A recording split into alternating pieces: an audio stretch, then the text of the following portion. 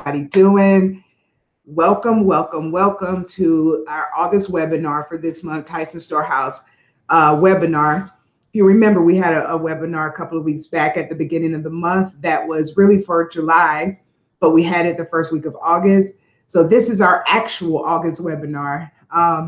We're going to be talking about the connection between lack of exercise and poor health. I know a lot of us think, well, I'm good. I went to the doctor. I'm fine. I don't have any issues. I'm fine. I look good. I'm a size 3. I'm good. A lot of us have these ideas, but I wanted to kind of hone in on what is important about exercise and why it's needed no matter what level of health you are. So that's what we're going to be talking about tonight. So glad you can join me. So welcome. Also, I want to talk a little bit, just a couple of facts about physical activity, the importance of it, kind of where we are. So physical activity has significant health benefits for our hearts, our bodies, even our minds. It contributes to preventing and managing non-communicable diseases such as cardiovascular disease, cancer, and diabetes. It reduces symptoms of depression and anxiety. I don't know if you've heard that. I don't know if Jared will touch on it later, but people now are recommending, doctors are recommending that if you have mental health issues, that's one of the things that you can do is exercise. It releases those feel-good hormones, so that's a thing. It also enhances how we think, how we learn, and our judgment skills, how we judge and rationalize. It ensures healthy growth and development in young people, and it improves overall well-being. So globally, 1 in 4 adults do not meet the global recommended level of physical activity. That's big. 1 in 4 do not meet the global recommended levels of physical activity. Up to 5 million deaths a year could be averted if the global population was more active.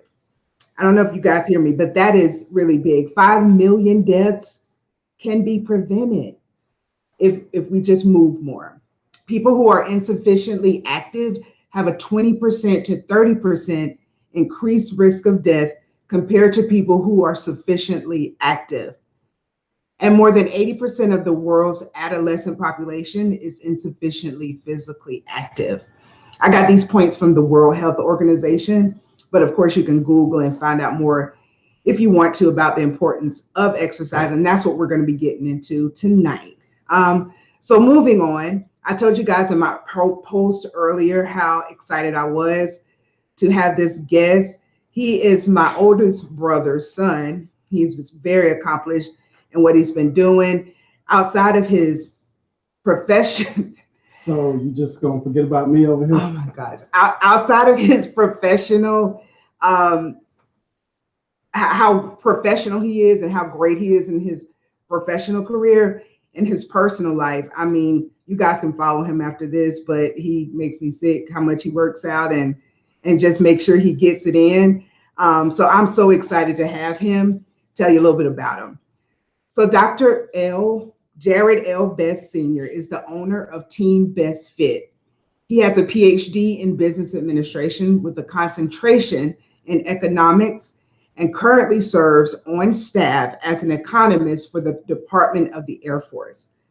Dr. Best has worked in the fitness industry for over 15 years and was employed as a personal trainer and coach at Bally's Total Fitness, Riverside Wellness Centers, and other facilities. He also specializes in sports nutrition science, and health and wellness. He is also an OCB professional bodybuilder and USAPL and SPF nationally ranked powerlifter.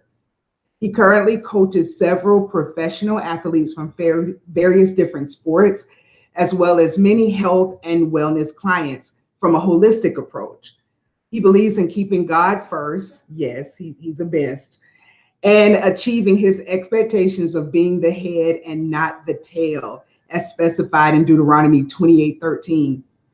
Pushing past one's comfort zone to get to the next level is essential to execution. And this notion explains why average is unacceptable. He's wonderful. I told you. Just wait till you hear him. We're going to learn so much. So, Jared, thank you. Welcome, and thank you so much for being with us. Hey, hey, hey, Auntie, what's going on? Hey, how are you? Looking like I'm my doing brother. wonderful. I'm doing wonderful. How about yourself? Doing good, doing well. So we're happy to have you. It gave you a little preview of what I wanted to kind of touch on. Uh-huh. It's a big deal in our community, and I kind of wanted to Huge, stress the importance of it. huge, huge. So, first off, thank you for having me on your segment, on your hub. When you reached out, I was very excited to present this information, to the community and be able to have an open, honest dialogue Right, about exercise, the importance of exercise, how we view it, and our ability to kind of push it to the side sometimes because we don't think that it's necessary or important. So tonight we just want to have a real conversation about health, wellness and exercise in itself, and our ability to benefit from it. So, right, please have your audience ask any questions, stop me at any time. Because I want to get those questions answered because honestly, there's a lot of bad information out there. right. So, we really just want to get down to the nitty gritty and answer those questions. So people, my goal here is if you learn one thing or two things tonight that can take you to help benefit your health, then we've done our job. Right. Thank you so much. All right, let's get into it. Let's eat some food. Let's get into it. Okay. So, and we're going to be having, like I said, some slides up tonight. And at any time, please, if somebody has a question, please pop it out. So, first thing that we're going to talk about tonight is why is exercise medicine? Why is exercise medicine? So, if we can go to the first slide, Ray. So, there is a connection between lack of health and poor health and then exercise. And that's what we're going to be discussing tonight. And if we can go to the next slide, please. So you're going to hear me talk about this quite a few times tonight. Why is exercise medicine? So getting people to have a more of an active lifestyle is a low cost therapy. And I think my aunt already touched on that in achieving some improved health outcomes. So what we're going to talk about tonight specifically is how regular physical activity is associated with things like improvement on heart disease, diabetes, blood pressure, reduction in those things, improved bone health, and reduce osteoporosis. You have an improved muscular fitness and mental clarity, which we know is huge right now, and including lower rates in depression and anxiety. These are actual studies that have been done that have been correlated to exercise and how that is actual preventative medicine. So regular physical exercise is associated with just overall better long-term weight management, health, and for those obvious reasons that we said before, which was lower of disease, diabetes, reduced risk of osteoporosis, bone health, and like we said before, including those lowering rates of depression as well as anxiety. So those are some of the things that we just have on a very, very high level of exercise and why it is medicine for us and our community. Next slide, please. So overall, exercise is going to be associated with an improved quality of life. And we hear that term all the time, improve quality of life, quality of life. So what I wanted to do tonight was break that down. What does that mean when we hear quality of life? Next slide, please. Right, exactly. Because you hear it all the time. You hear it all the time. Everybody's like, yo, exercise does this for your quality of life. So I think this simple breakdown will help people understand. So when we say quality of life, we're talking about one's general feeling of being well. That's what we're talking about. And it includes aspects of your physical health, your mental health, and your ability to complete activities, just normal activities throughout the day. When we say quantity, we talking about quantity of life refers to the number, basically the number of lives that you, number of years that you live. The exercise is associated with increased longevity, and more does not always mean better. Mm. Being a regular exerciser can help you live longer and better. But let's talk about that quality of life, which is the one's general feeling of well-being, the chi, the yin to the yang, whatever perspective that you want to look at it, just your overall quality of well-being. And that's what we're going to be talking about tonight, how exercises helps with quantity, but also specifically helps with the quality. Any questions there? Right. No, that's exactly what I wanted you to do when you started talking about quality of life. Sure. Adding quantity of life is just bonus, but definitely breaking down what that quality of life means, because I'm sure we hear it so much that it's almost, it's like a non-thought.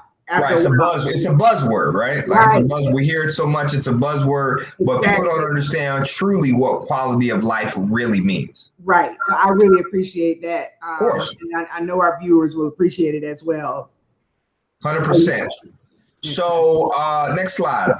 So let's talk about physical activity and the brain, because I know you say you want to talk a little bit about this. So I specifically created this slide and pulled this from a website that I get a lot of my information from. It actually was a study on capitalizing plasticity and all that scientific stuff, but I just broke it down to what it means for physical activity in the brain. So physical activity, studies have proven, not just shown, but have proven that it enhances brain function. We're talking about, chronic long-term effects. Lifetime exercise in that particular sense is associated with enhanced brain function, decreased risk of developing neurodegenerative diseases such as Alzheimer's, been proven, acute short-term effects. What are those short-term effects? We are looking at a 30-minute session, just 30 minutes of physical activity can help your memory for studying and critical thinking on assignments that you have throughout your workday. I'm gonna say that one more time. I don't want to miss that. It is proven and shown through scientific studies that a 30-minute session of physical activity can help improve memory. Because for studying, if people are in school or just critical thinking for work assignments that you may have throughout your day, actually proven that physical activity and the brain have a direct correlation with each other. Wow. Jared, what is considered physical activity in this sense? So like, am I doing a exercise, a workout? Am I doing walking? Sure, great question.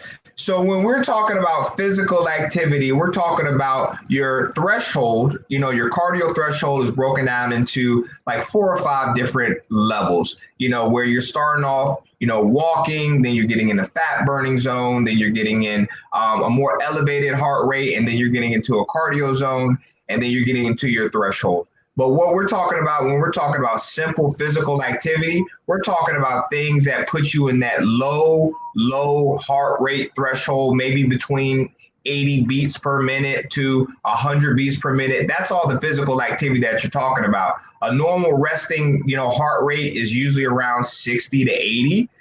More athletic. Some of my athletes, and I'm down into the 40s and 50s, but it just depends. But if you also move up to a normal exercise, some people's resting heart rate is already at like 80 or 90 because they don't exercise. So simple physical activity depends on the person. So that physical activity for somebody could just be getting off the couch and moving around their house, moving and walking around the block.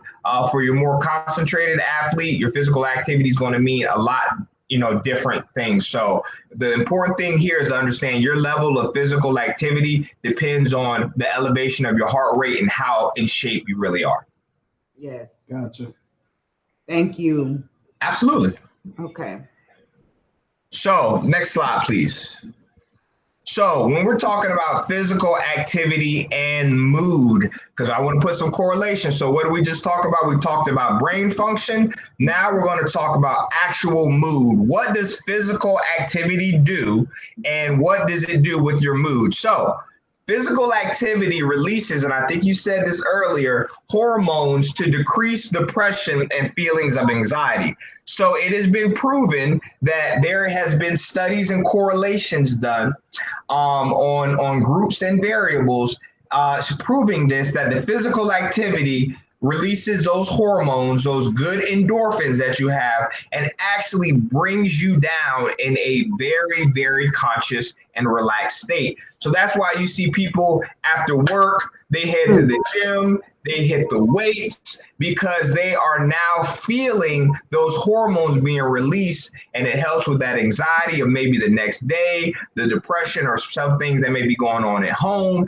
And it allows those bodies, those good hormones, to be released inside of your body, bring down your heart rate, calm you down, and also have a long-term effects, which we're going to talk about. Chronic long-term regular physical activity decreases feelings of chronic anxiety, been proven.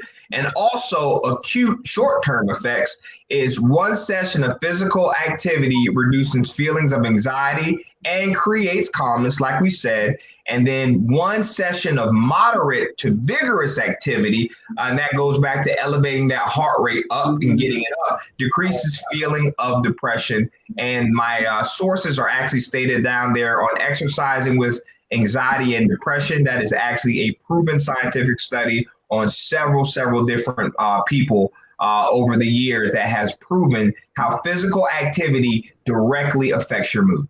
And I want people to understand right quick, Derek, that how you started off the slide, how you started off your discussion, remembering that exercise is medicine.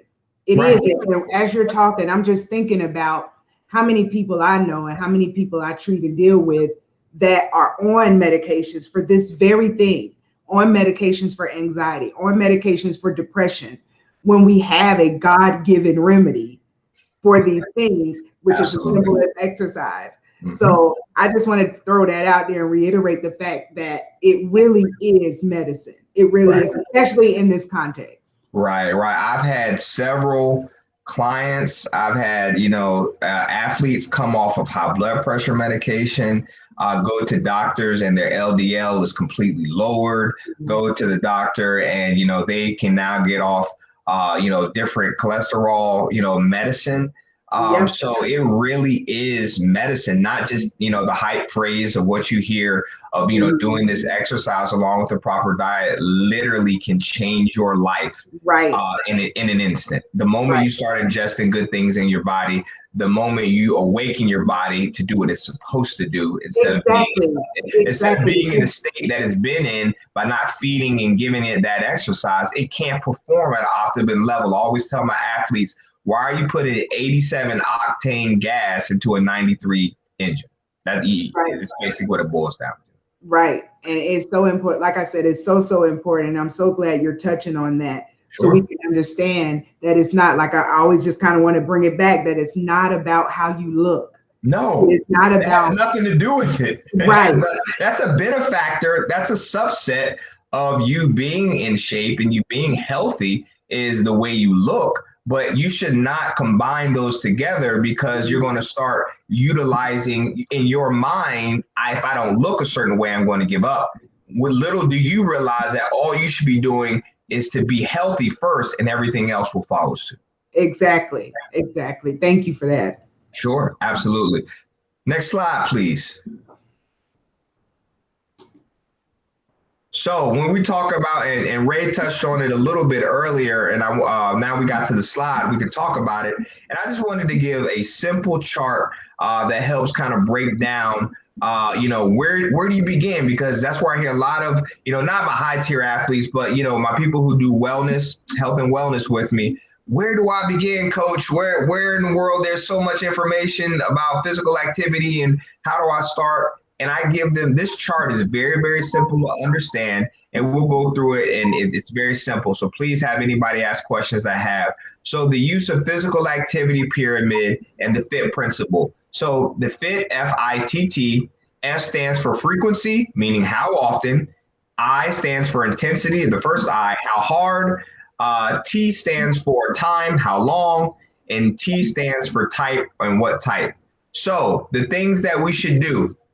start at the top. We need to cut down on sitting in the computer and TV time. And especially with COVID now, we're not moving as much. We're not going out as much. Your steps have diminished because, usually when you got to wake up and you got to go to work, you get ready to go to work, you walk to your car, you walk, from your car to your office, you're moving around the office, and when you're moving around the office, you're going to the bathroom, you're going back out to lunch, then you're going back out to your car. All those things are diminished now with COVID. So we got to be very, very mindful that we are not moving. Where is this COVID-15 that I'm hearing about? Where is it coming from? You're not moving as much. So cut down time on sitting in front of the computer. I tell my athletes and clients, make a conscious effort to get up every hour, hour and a half, and just walk for 5 minutes, whether that's up and down the steps at home. If it's nice weather outside, just walk around your neighborhood, or even if you're at work, just get up every hour just to move around. We are not built to be sedentary at all.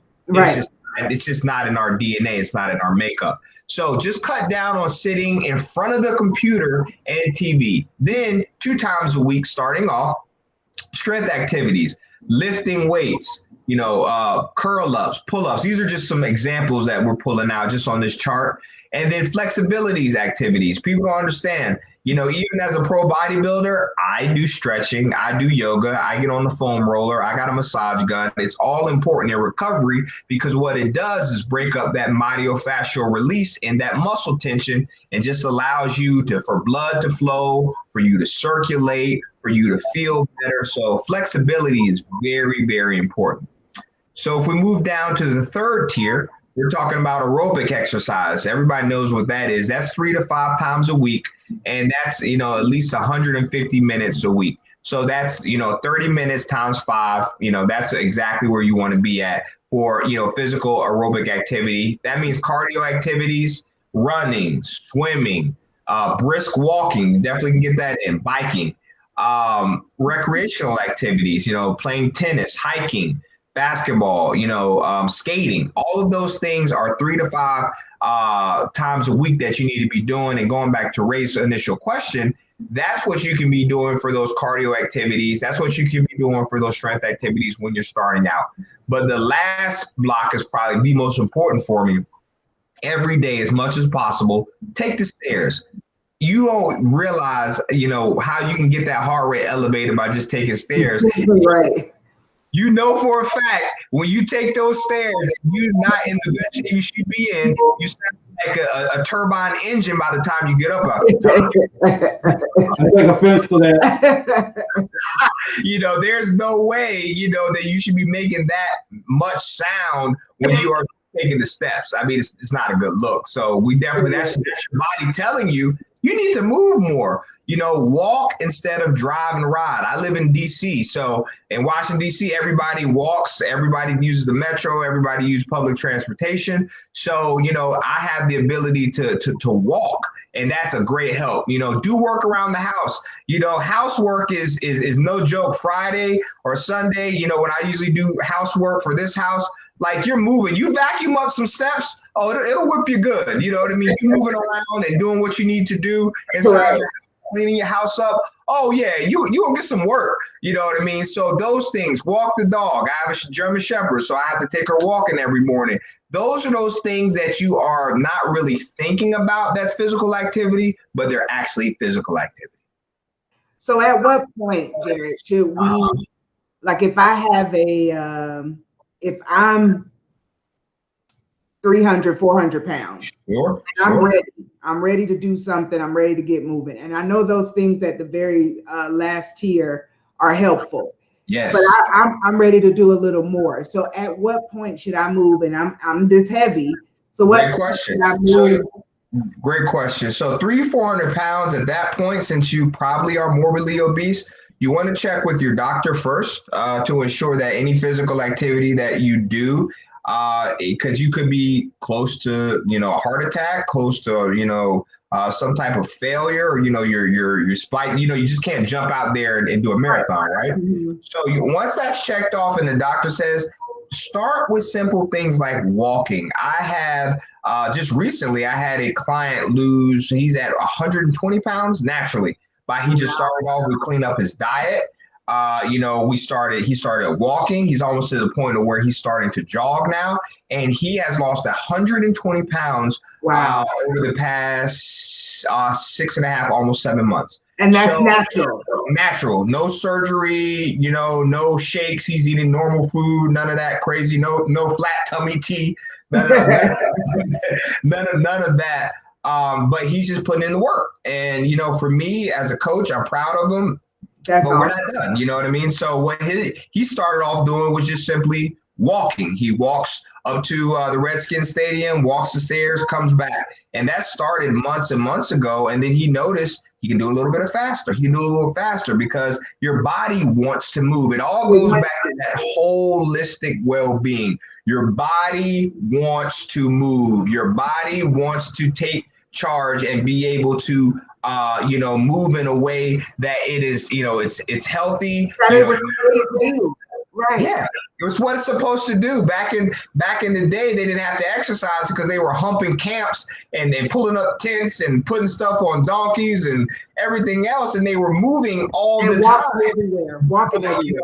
Yeah, exactly. So we've diminished that. So the important thing now is for us to just get back to moving in general. Don't let technology take over your life to the extent of where it's making you, because your body hasn't changed. You know what I mean? So it still needs to move. So we need to, we're eating more and exercising less. And this is the thing that are happening of why America suffers.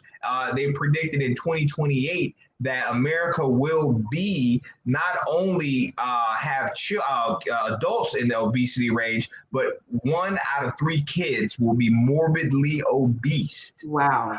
That's big.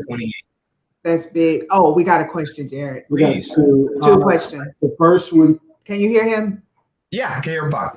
The first one, is it really important to do a warm up and cool down every time I work out when I'm doing cardio or strength training? Strength training, there's been some scientific proven that you do not want to stretch before you lift weights. It's simply the dexterity of the muscle. I've read this several times. I always do a cool down after I do cardio. If I'm training in the morning, if I'm doing HIIT training or if I'm running, I'll come back and I'll do, a cool down walk. I definitely do that, and then I, come in and then make sure I'm stretched or do foam rolling. So that's important. When in my younger days, I didn't have to do that as much. But I think anybody, should be doing that. All my athletes, I recommend them cooling down. Even and we're talking about pristine, NFL guys that are, I still tell them to make sure that they're cooling down. Right. All right. The second question. Are we using diet and lifestyle interchangeably? I didn't hear that last part. Are we using diet and lifestyle interchangeably? No. Diet and lifestyle are two different things. What becomes your lifestyle is what you do. So diet could mean, we use that in a very, very loose term, I think, in the fitness industry. And I've kind of strayed away from that. Because you hear diet and automatically you're thinking you're eating boiled chicken and broccoli. But no, that's not the case. None of my athletes they're eating normal food, normal meals. I have vegan athletes. I have athletes who love red meat. I have athletes, so I think the biggest thing is getting healthy, and your body will tell you, for example, like, hey, I need to do, this and this to feel healthy. I need to do these things to, I need to eat better, because the moment you start exercising, it's funny how your body goes into a mode of, hey, I need correct food. I need good food. You start exercising, and as soon as you kill it at the gym, and then all of a sudden you go and get, a Wendy's double stack, and you eat that, you're probably not going to feel so great. So that's your body literally telling you that, hey, I'm not saying you need to eat boiled chicken and broccoli, but you need to make sure that you're getting those proper nutrients inside your body so your body can then utilize that as fuel, because it can't do nothing with all that trans fat you're giving it from those fries and that sodium and all those things. It can't transfer that energy the way it could if you ate a salad or, something clean and a complex carb, a sweet potato or brown rice. Those things are what is giving that body fuel for you to produce. So your body will tell you, and then as soon as that becomes habit, that's when it becomes a lifestyle. I hope that answers your question, Jerry. That was really good. And what I want to make sure we take away from this part of it is making sure, one, we listen to our bodies, because it's one thing for our bodies to talk to us and another thing for us to not listen. Sure. Then we can't say, oh, I don't know. I feel horrible. I don't know what that was. Maybe I ate too fast. Or no, it's not that. It's your body telling you what it needs. That's number one.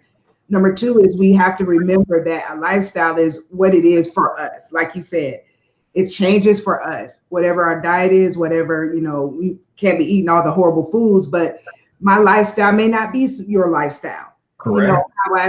But the basis of it is movement is needed for everyone. Everyone needs to move.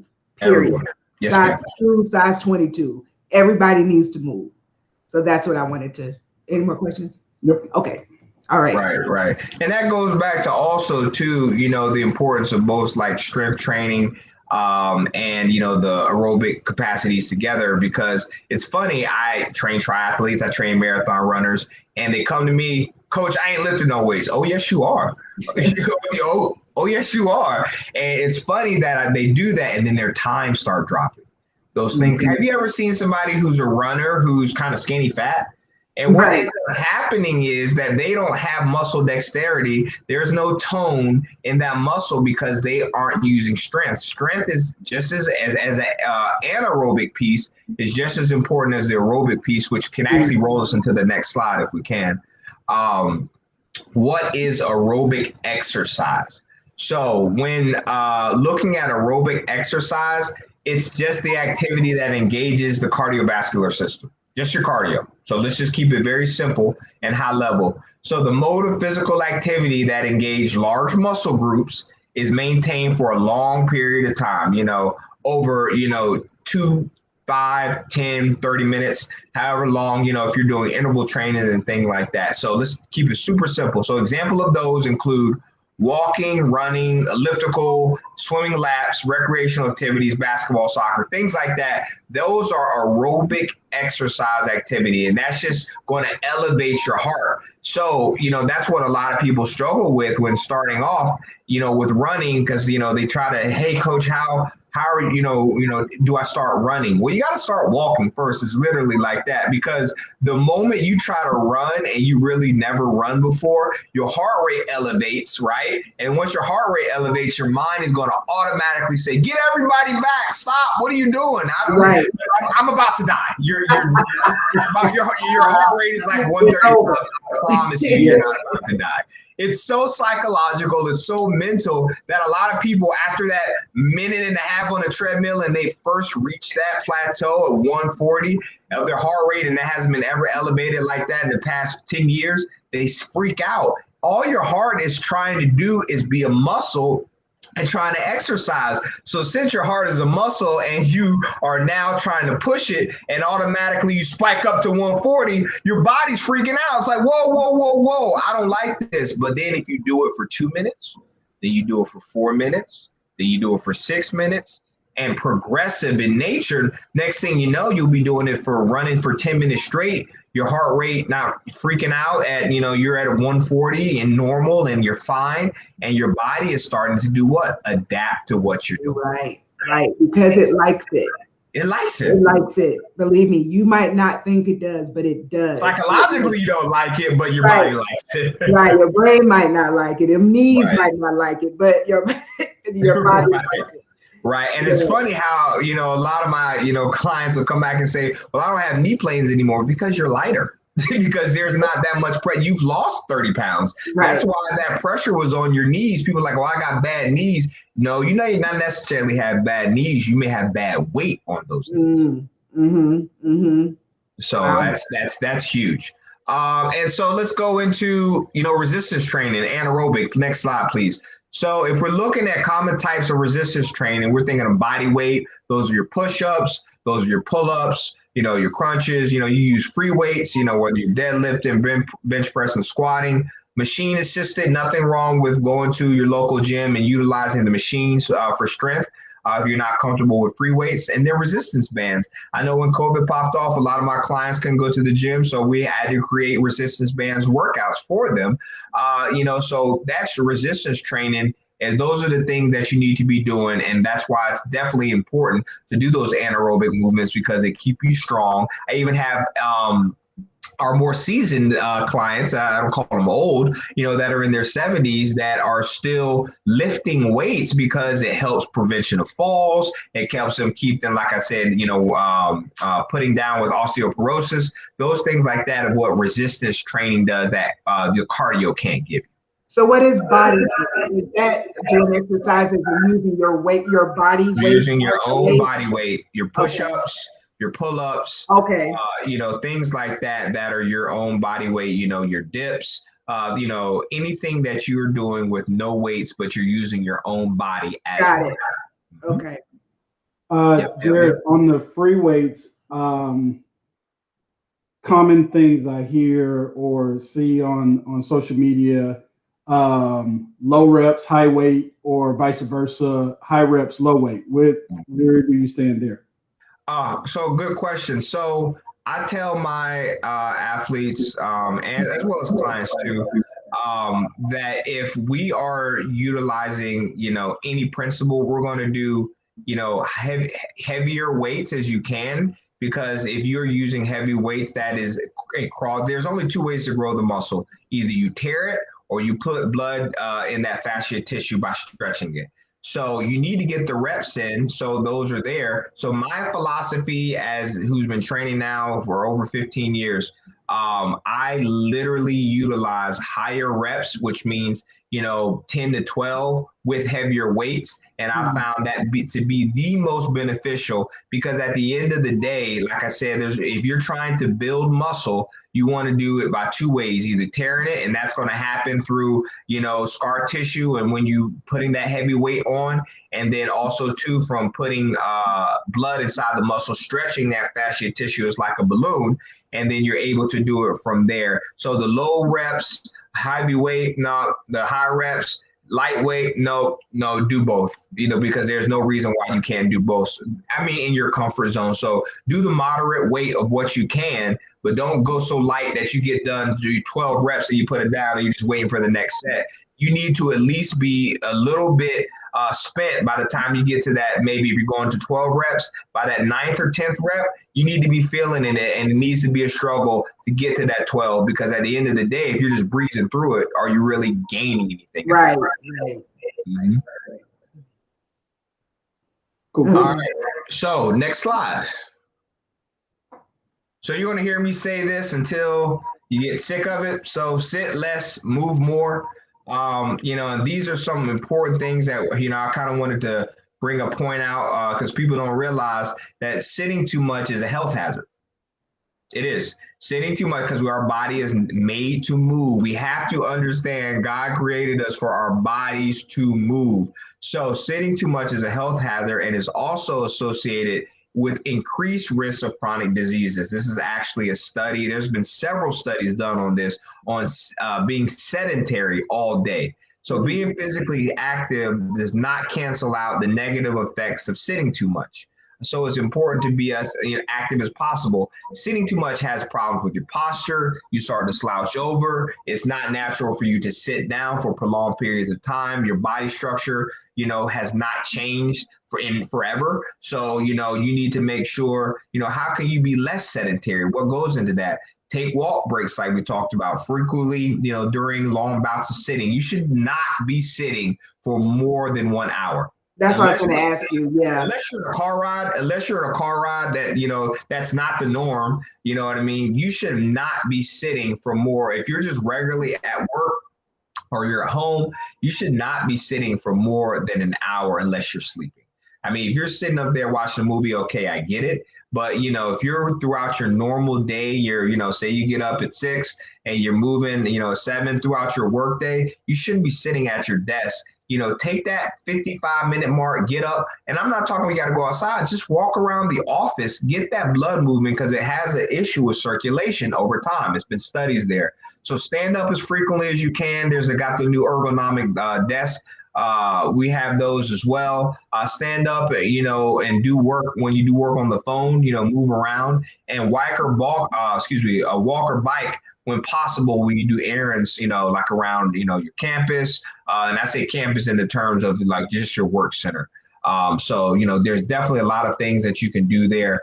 But just make sure that, you sit less and move more. And I guarantee you will see the benefits of that. And you guys, this is important. I want you to really get this, because as a community, we do a lot of this. We do a lot of sitting. We do a lot of saying, and we make excuses for it, and we'll say, oh, I had this happen. I just went to the grocery store. The line was long, and you just sit down and sit down and sit down.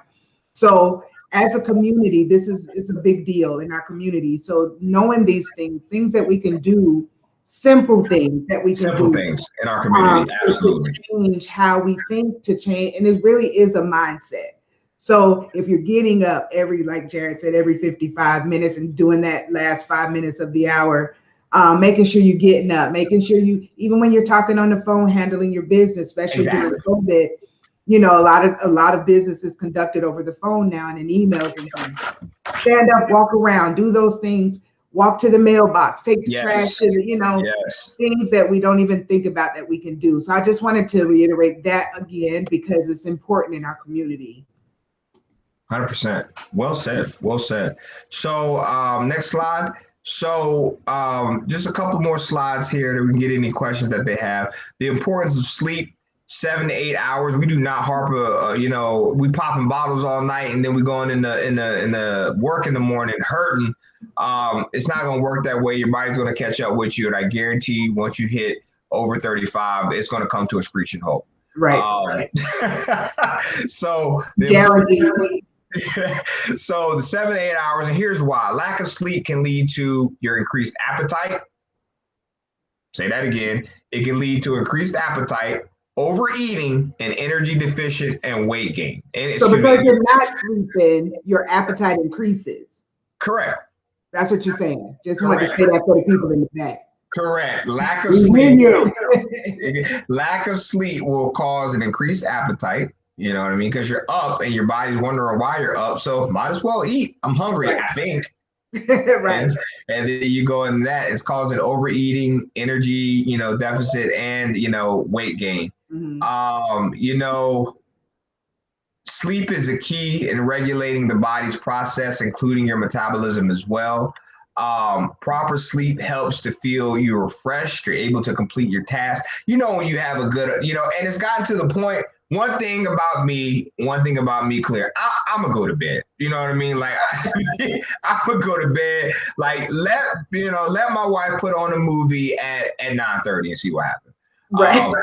You know what I mean? She's gonna be watching by herself, and I'm gonna be over there sleeping. And she'll be like, "You have no problem with that. You sound like you have no problem." I'm at a point in my life. No. She's like, "Baby, you sleep?" I'm like, "Mm-hmm." So that's what it is.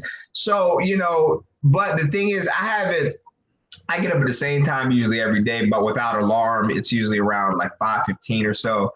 And that is even Sunday through Sunday, you know what I mean? Now I'll lay there, maybe read something or, do that. But the body is primed because you're getting enough sleep.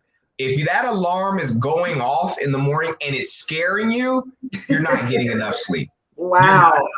You're not.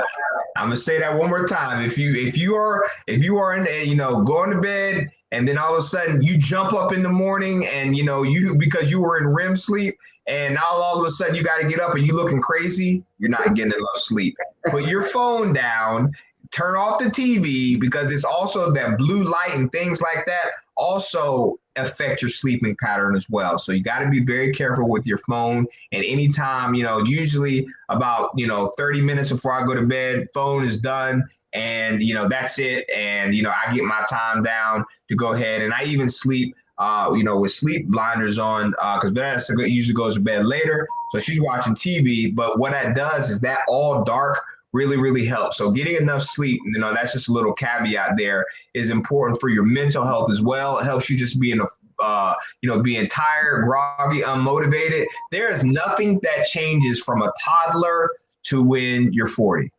If a toddler is upset and cranky because they haven't gotten enough sleep, so are you. You just hide it a little bit better than they do. Well, some people don't even hide it. Right. So they're still toddlers. There's nothing that's changed in in that time frame. So sleep is very important. Yes, very. Very much so. So last couple slides. Next slide, please. So I know you wanted me to touch on this one quickly. So exercise and stress management. Stress occurs when a stressor is perceived negatively affect health. Stress occurs as a result of your perception, which is shaped by your beliefs and attitudes. And we can always get away from the stressor, but we can change the way we react to it. So the big takeaway here, exercise for stress management can help us to practice being in the moment, as it can take your mind off of the stressor and create a positive experience. You've been stressed out at work, you go run. You've been stressed out, at home, you can go take a walk. You can go exercise. There is that medicine there that you can naturally take that will have a direct help with your stress level. And I know in our community, stress is high because of the climate that we live in. So exercising has a direct help with that. Wow. That's big. So staying motivated to move. Most results for exercises, I just want to say this, these are my parting shots here. Most results of exercises are not instantaneous. Therefore, it's important to set realistic expectations. Meeting exercise recommendations for just start off with 2 times a week, for 2 weeks in a row. That's huge. Participate in the exercise class. Immediate results from exercise include positive mental outlook. So it's not going to happen overnight. Evaluate your priorities. Is health one of your top priorities? Because if not, it should be. Planning ahead and setting goals will keep you focused. Set small goals that will help you achieve those bigger goals. Reaching those small goals will give you that confidence. I've been walking for 4 days this week. Maybe now I can go walking instead of 15 minutes. Maybe now I can go to 20. Now I'm going to go try to run this half marathon, and I've been off the couch for 3 weeks. It just doesn't work that way. Right. It takes time to build up to it. Be patient with yourself, and also realize that you're doing this for the long haul, not to get ready for your high school reunion. Right. And listen to your body, not your mind. Yes, absolutely. Because our mind is strong. That thing your is mind, if you tell you in your mind that you're not going to quit, your body will adapt every single time. Wow. So last slide, and here are my, Coach Jay's tips for success here. Find an exercise partner, for his accountability. A lot of people, start off with help with that. Schedule your exercise and setting a time, a specific time. That's your time. It's yours. Belongs to you, the kids, the husband, the wife, whoever. It's your time because it's your health, and you only get one body. So, make exercise, make it non-negotiable. Hey, this is my 30 minutes where I'm doing my walk. This is my 30 minutes where I'm doing my run 3 days a week. No phone calls, from work. They'll be okay. They can wait 30 minutes because I guarantee if you die tomorrow, they'll hire somebody next week. I promise. Say that again. If you die tomorrow, I promise you they will hire somebody within the 2 weeks. So, it's all about, you making it a priority for yourself. Start and maintain an exercise journal. A lot of my athletes and clients do this, and it helps with accountability. And always, always, always mix up your activity. Make it fun. Find what works out for you. I'm not saying you got to go and do all the crazy stuff that I do, but at the same time, I had to build up to that as a pro athlete. But at the same time, if you like swimming, go swim. If you like walking, go walk. If you like hiking, go see, the mountains. Find what you like and rock with it. And that's it. Yeah, that was awesome. Thank you. the amount of information we got for free, let me just say, guys, for free, that is invaluable. Thank y'all you didn't so get the bill much. yet? Oh, okay, it's coming. It's coming. Tasha, yeah, she gonna get a bill. Oh, we got 2 questions. Yes, So please. I'll start backwards. So one question was, how can I get those last 5 pounds off? It seems though I hit the plateau because the body of food or body is used to my workouts. Is the body used to the food or my workouts? Sure. So it's time to mix the workouts up, right? Like that's the last thing I said. You got to mix it up. Your body will get accustomed. Your body likes to be at equilibrium. Your body likes to be at homeostasis. And you want to be able to mix the things up. Some things that I worked out that I found just for me, I started working out with the weight vest, you know what I mean? And that has kicked my tail up and down the street. Working with a 40-pound weight vest because it just slows me down so much and I got to push.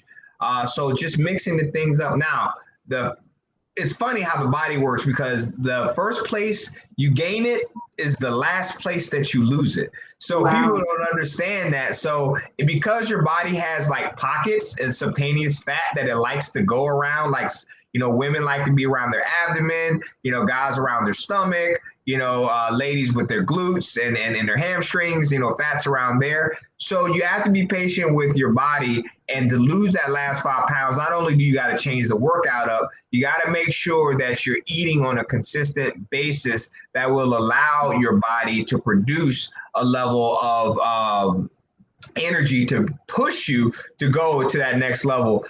It's going to be tough. Those last 5 to 10 pounds, they always seem to be the slowest, but that's because your body is telling you, I'm comfortable being this fat right here.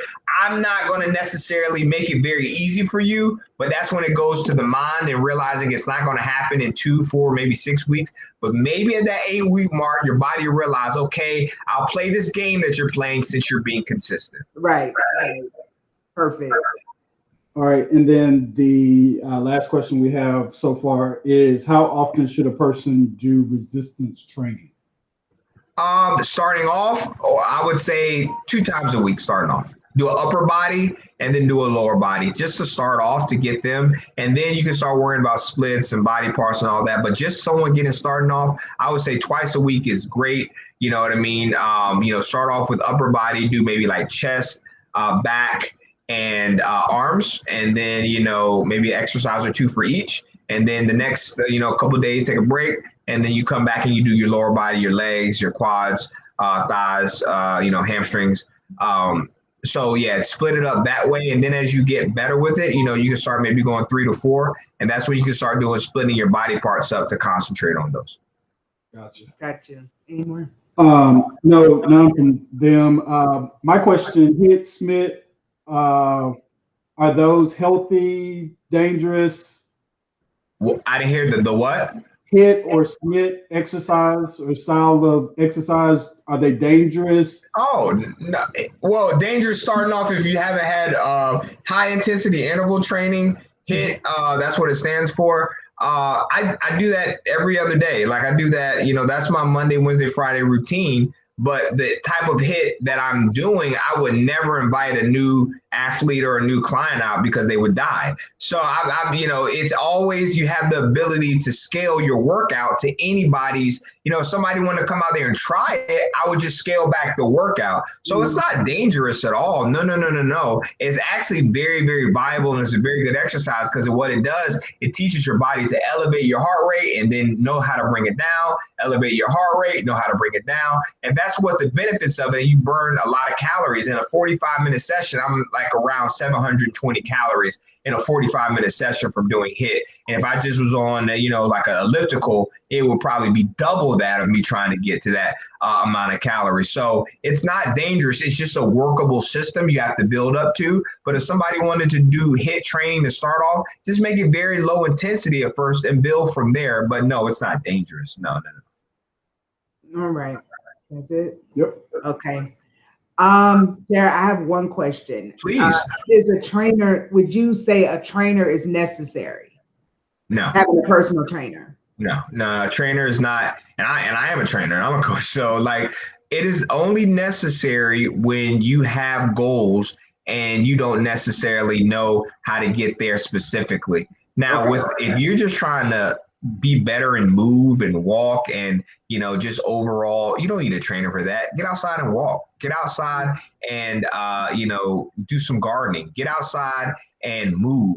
Those are those things, and you'll see, and clean up your diet. Those are those things that will bring you to a state of where you don't necessarily need. Now, if you're trying to get a certain weight, or if you're trying to get a certain body fat, or if you trying to get a certain look, that's what a trainer, because they have more eyes and experience about how to get there. But just an overall health, if you just want to, learn to run, there's a couch. You can Google, how to get from your couch to a 10K.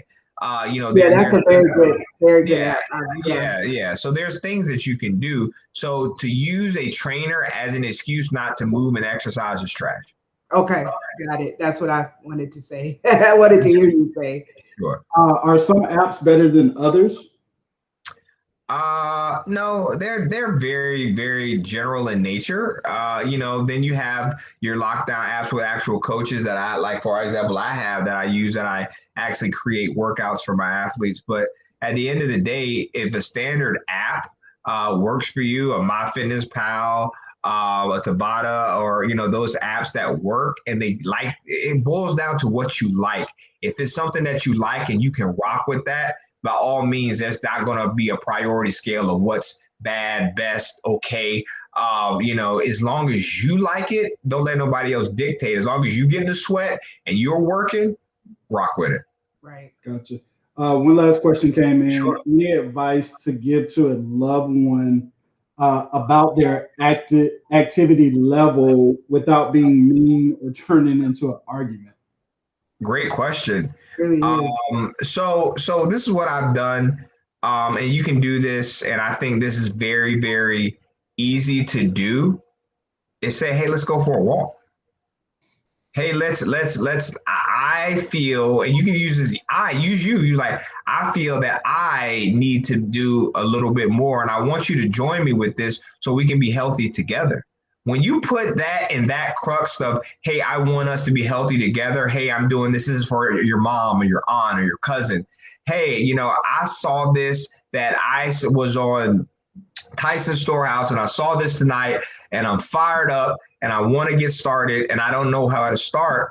Or you don't want to, the loved one necessarily doesn't know where to start. Start off with, hey, we are going to walk. You be in 2 different states. We got an app. There's apps that you can have now that you can link together, and we are going to walk, and we're going to commit to this because I want to be around for my kids. I want to be around for my grandkids, and put it on that family structure. It helps hone in on the importance of health, because we know in our community, we have a lot of diseases that are preventable. Mm-hmm. And it is in our nature, that we kind of dispose of it and don't talk about it. But, these sessions and these type of conversations come up, and realizing that health is wealth and exercise is medicine. If you understand it and come from that mindset of, you're not trying to go in the gym and have them working out 4 days a week. Hey, let's go walk. Let's have a walk challenge. Let's have things like that, like a small challenge between us, because everybody knows at the end of the day, no matter how much they deny it, they know exercise is medicine. And they got to realize a lot of people just don't know how to start. Mm-hmm. Mm-hmm. Exactly. That's it. Yeah, we gotta wrap it up, because it's approaching 9:30, and Dr. Best is going to go to sleep. It's not a clock. He's correct. That is correct. Thank you, Garrett, again so much, guys. I hope you have enjoyed it as much as I have. In the beginning, I told Garrett that I would be talking with him, asking questions and things like that. But I was so engaged that I didn't get a chance to really say anything. I'm listening just like you are. So I hope you guys enjoyed it. I know that I did. Thank you again, Dr. Best, so much. Sure. I really, really appreciate your knowledge, and I appreciate you taking this time for Tyson Storehouse, even though we're family and I would have beat you up if you hadn't. But threats. Wow. Nothing has changed. Nothing has changed in almost 40 years. Always threatening me. So I appreciate it. Guys, let me just remind you before we leave how to get in touch or how to follow Tyson Storehouse. You can follow us on Instagram. You can also follow us on Facebook. The next slide. You can also follow us on Facebook. Oh, hold on. Let me put it in the stream. How about that? Also, I do want to tell you guys this right quick. When you have missed our webinars, if you just say, hey, oh, I forgot, dang it, I want to see it. When you have missed it, you can always go to TysonStorehouse.com, www.TysonStorehouse.com. You can go there, and our previous webinars the full ones are always there for you. So you'll be welcome. You're welcome to go there and check them out. So here on the slides are how you can follow us on Facebook and Instagram. And I just want to thank you guys so much for following, keeping in touch with us. Thank you, thank you, thank you. I will have posts out about our next webinar, which will be the end of September. And I'll be having posts and things about that. Thank you again, Dr. Bess. I cannot thank you enough. Thank you so much. Thank you so much. Yes, thank you so much for having me. Yeah. And I'll be back anytime that you guys need. Tell Natasha that she's gonna get an invoice. Yeah. And you know what I mean? Yeah, you know. So I really do. Fitness is my passion. You know what I mean? The team is built. We built such an amazing team over the past few years, and I'm just glad I'm able to give back to the community. You know, with my knowledge and my experience in health and wellness is what I love. Is what my team bleeds for, and we're definitely, you know, anything that we can do to push the narrative forward. But exercise is medicine. Yes, thank you so much. Oh, and guys, follow Dr. Best, Team Best CEO on Instagram. Yes. Facebook or just Instagram? Yeah, well, Team Best CEO, and then just my regular name, Jared L. Best on Facebook, and we have a Team Best Fit page as well on Facebook that you can go ahead and I post things on there as well, information on there as well. So if anybody with any other questions, or if you get any questions, you know, I'll answer it on that platform. Perfect. Okay, guys, just listen to me. This is good. It's good free information. So take advantage. Jared, have a wonderful, wonderful All right. night. Thank you too. All right. All right, Ray. All right. All right. Bye-bye. Bye.